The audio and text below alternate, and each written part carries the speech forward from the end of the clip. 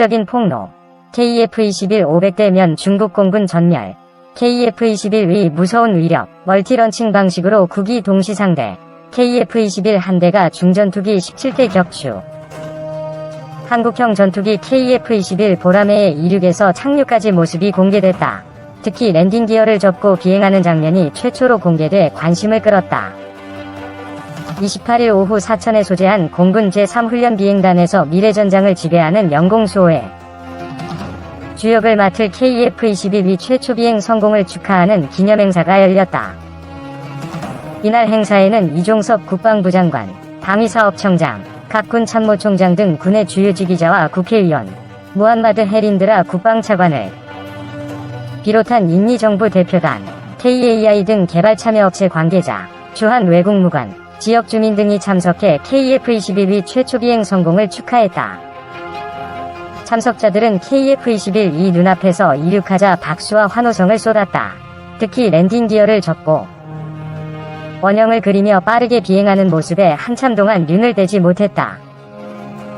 KF-21은 주식회사 한국항공우주산업 KAI 주관으로 한국 인도네시아 이하인니가 공동 개발하는 4.5세대급 첨단 전투기다. 2016년 개발을 착수해 2021년 4월 9일 시제 1호기의 조립을 완료해 출고했다. 이후 각종 지상시험 및 비행 준비 절차를 거친 후 지난 7월 19일 최초 비행에 성공한 바 있다.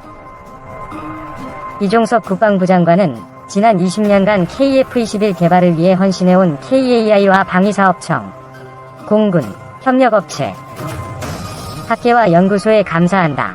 며 KF-21이 미래전장을 지배하는 영공수호의 주역이자 북핵 위협을 억제하는 데 큰 역할을 할 것이라 기대한다 고 말했다. 한국형 전투기는 현재 CJ-1호기를 활용해 초기 건전성 시험을 완료했으며 영역 확장 시험을 진행 중이다. CJ-2에서 6호기는 2022년 10월부터 순차적으로 비행시험에 투입될 계획이다. 비행시험은 초기 건전성, 영역 확장, 성능 검증, 무장 적합성, 군운용 적합성 등으로 구성돼 단계별로 성능을 확인하고 검증하는 것으로 계획됐다. 한국형 전투기는 2000여 회의 비행시험을 거쳐 2026년까지 시험평가와 체계 개발을 완료한 후 2032년까지 120여 대를 양산해 공군에 전력화할 예정이다. 2. KF-21 성능 검증 본격 진행, 최초 비행 성공 기념행사. 미래전장을 지배하는 영공수호의 주역 한국형 전투기 KF-21 최초 비행 성공 기념행사가 28일 오후 공군 제3훈련 비행단에서 있었다. 이번 행사에는 이종섭 국방부 장관과 방위사업청장, 각 군 참모총장, 무함마드 헤린드라 인도네시아 국방차관을 비롯한 한국항공우주산업 KAI 등 400여 명이 참석해 KF-21의 최초 비행 성공을 축하하고 비행시험이 무사히 진행돼 한국형 전투기 사업이 성공적으로 완수되기를 기원했다. 특히 이번 행사는 KF-21이 안전한 비행 수행이 가능하다는 것을 보여주는 자리이자 랜딩 기어를 접고 비행하는 장면을 최초로 공개했다는 것으로 지금까지의 시험 비행에서는 랜딩 기어를 접지 않고 비행했다. 한국형 전투기는 KAI 주관으로 한국 인도네시아가 공동 개발하는 4.5세대급 첨단 전투기로서 2016년 개발을 착수해 2021년 4월 9일 시제 1호기의 조립을 완료해 출고했고 이후 각종 지상시험 및 비행 준비 절차를 거친 후 지난 7월 19일 최초 비행에 성공했다. 최초 비행 성공은 안전한 비행과 이 착륙이 가능함을 확인했다는 의미이며 비행시험 단계로 진입해 본격적인 성능의 검증이 시작된다는 점에서 개발 과정에 의미 있는 성과라고 평가할 수 있다. 한국형 전투기 개발의 성공은 공군이 훈련기부터 영공수호, 전투기까지 국산 항공기로 수행하는 항공 선진국 중 하나로 한 걸음 더 나아간다는 것이고 세계 속의 강군으로 도약하는 발판을 마련한다는 중요한 의미를 갖는다. 또한 국내 항공기술의 국제적인 경쟁력을 확보하고 해외 전투기 개발과 성능 개량 사업에도 참여할 수 있는 토대를 갖추어 미래 항공 우주 시장의 선진 대열에 동참하게 될 것으로 기대된다. 이종섭 국방부 장관은 지난 20년간 KF-21 개발을 위해 헌신해온 KAI와 방위사업청, 공군, 협력업체 학계와 연구소에 감사한다. 여 KF-21이 미래전장을 지배하는 영공수호의 주역이자 북핵 위협을 억제하는 데 큰 역할을 할 것이라 기대한다. 고 말했다. 한국형 전투기는 현재 CJ-1호기를 활용해 초기 건전성 시험을 완료했으며 영역 확장 시험을 진행 중에 있다. CJ-2에서 6호기는 오는 10월부터 순차적으로 비행시험에 투입될 계획이다. 비행시험은 초기 건전성, 영역 확장, 성능 검증, 무장 적합성, 군운용 적합성 등으로 구성되어 단계별로 성능을 확인하고 검증하는 것으로 계획돼 있다. 향후 2000여 회의 비행시험을 거쳐 2026년까지 시험평가를 진행해 체계 개발을 완료할 예정이며 2026년부터 2032년까지 양산을 통해 공군에 전력화할 예정이다. 한편 보람의 사업으로 불리는 KF-21 사업은 평균 수명이 40년 이상의 전투기를 대체하고 2020년 이후 미래 전장 환경에 적합한 성능을 갖춘 한국형 전투기를 개발하는 사업이다. 2015년부터 2028년까지 KAI에서 맡아 120대를 양산하게 되며 총 사업 비용은 18조 원의 개발비만 8조 8천억 원대이다. KF-21은 쌍발 엔진을 탑재하고 저피탐 기술을 적용했으며 동체 길이 16.9m, 폭 11.2m, 높이 4.7m로 F-16 전투기보다 크고 F-18 전투기와 비슷한 크기다. 최대 속도는 마하 1.81, 시속 2200km, 항속 거리는 2900km이며 무장 탑재량은 7.7T이다. 3. 속보 중국군 전투기 다수 대만 ADIZ 진입 낸시 펠로시 미국 하원의장의 대만 방문을 앞두고 중국군 전투기가 대만 방공식별구역 ADIZ에 진입했다. 대만 언론은 2일 젠 J-16 전투기 4대가 전날 대만 서남부 ADIZ에 진입해 즉각 전투기를 출격시키고 경고. 방송과 함께 방공미사일 부대의 시스템을 가동했다고 보도했다.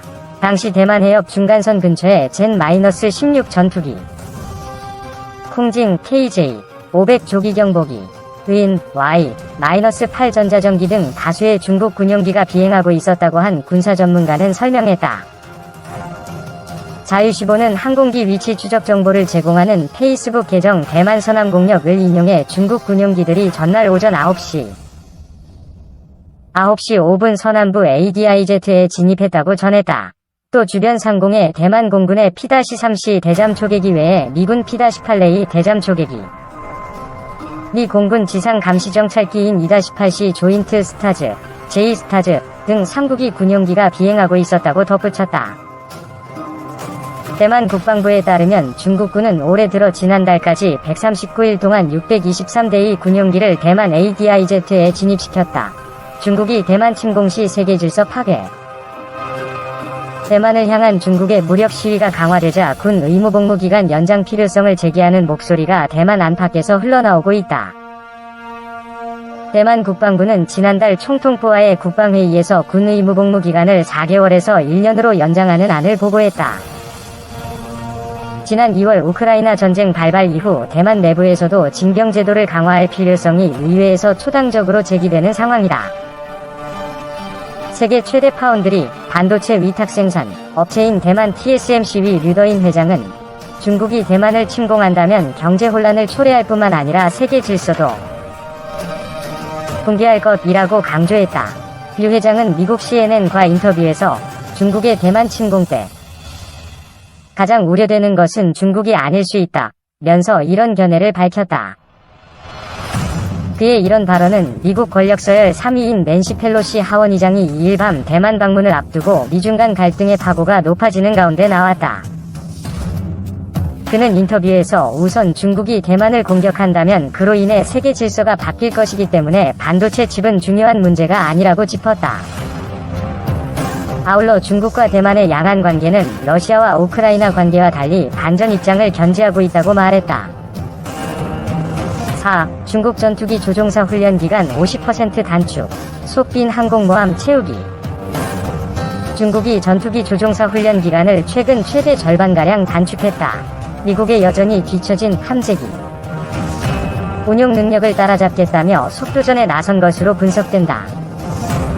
중국 관영 글로벌타임스는 25일 수자장 공군 비행사관학교에서 중국의 젠 J-10 전투기로 훈련을 받은 첫 번째 조종사 후보생들이 정기 훈련을 모두 마치고 최근 실전 배치됐다고 전했다. J-10은 중국이 독자 개발해 2005년 실전 배치한 다목적 전투기로 미국의 4세대 전투기인 F-16 전투기와 동급으로 간주된다. 중국 공군은 2020년 CJ-6 등 구형 훈련기 대신 J-10을 새 훈련기로 도입해 조종 운용을 실시하고 있다. 글로벌 타임스는 과거 전투기 조종사 생도들은 비행훈련을 4에서 6년가량 해야 했지만 새로운 훈련 프로그램 도입으로 3년으로 단축됐다. 며 중국이 전투기 생산에 박차를 가하고 있는 데다 훈련 기간도 줄어들면서 충분한 인력을 확보하게 될 것이라고 했다. 항공모함은 있는데 함재기가 부족. 조종사 훈련 기간을 절반 수준으로 축소한 것은 항공모함 함재기 수요와 무관치 않다. 중국은 첫 항공모함인 랴오닝함을 2012년 취역한 이후로 산둥함, 푸제남까지 지난 10년간 세 척의 항공모함을 건조했다. 하지만 항공모함의 핵심 전력인 함재기와 함재기를 운용할 숙련 조종사 부족에 시달려왔다. 일본의 2022 방위백서에 따르면 랴오닝함은 주력 함재기인 제25를 24대가량 실을 수 있다.